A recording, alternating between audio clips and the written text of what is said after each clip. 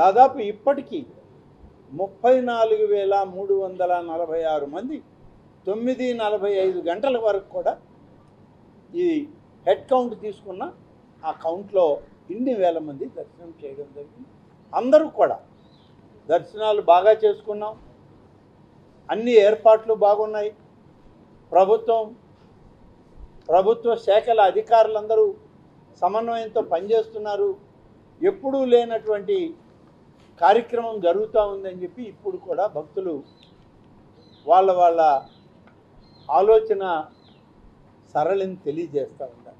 కానీ దురదృష్టం అనుకోని విధంగా వచ్చినటువంటి ప్రకృతి వైపరీత్యంలో జరిగినటువంటి ఈ వైఫల్యం ఇది ఏ విధంగా జరిగింది అనే దాని మీద 8 మంది చనిపోవడానికి కారణమైనటువంటి ఈ గోడ కూలిపోవడం మీద కూడా ఇవాళ ఉన్నటువంటి అనుమానాలని నివృత్తి చేయాలని చెప్పి అధికారులను ఆదేశించడం జరిగింది. రాష్ట్ర ప్రభుత్వం తరఫున ముఖ్యమంత్రి గారు కానీ నేను కానీ సమయానికి అక్కడ పోలేని పరిస్థితుల్లో రాష్ట్ర ప్రభుత్వం నుంచి రెవెన్యూ శాఖ మంత్రి గారైనటువంటి గౌరవనీయులు అనగాని సత్యప్రసాద్ గారిని ప్రభుత్వం తరఫున వారికి నియమించడం జరిగింది.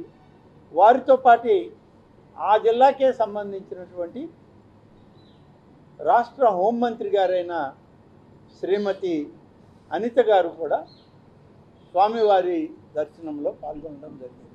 అందరూ కూడా ఇప్పటికే అక్కడ ఉదయం వేకువజాము నుంచే అక్కడ కార్యక్రమాలన్నీ పర్యవేక్షిస్తూ తిరిగి మళ్ళీ దర్శనాలకి ప్రారంభించి చేయించడం జరుగుతుంది. దాదాపు 3 లక్షల మంది భక్తులు స్వామివారి దర్శనానికి వస్తారని చెప్పి అనుకోవడం జరుగుతుంది. దానికి తగ్గ ఏర్పాట్లు ముందే చేయడం జరిగింది. ఇప్పుడు ఈ సంఘటనతో మరింత అప్రమత్తమై జిల్లా అధికార యంత్రాంగం అంతా, ప్రజాప్రతినిధులు, రాష్ట్ర మంత్రులు దగ్గరుండి పర్యవేక్షిస్తున్నారు. ఈ కార్యక్రమం ఇవాళ రాత్రి 12 గంటల వరకు కూడా నిజరూప దర్శనం చేయించడానికి ఎంత ఎక్కువ మందికి అవకాశం ఉంటే అంతమందికి చేయాలని గౌరవ ముఖ్యమంత్రి గారు ఆదేశాలు ఇవ్వడం జరిగింది.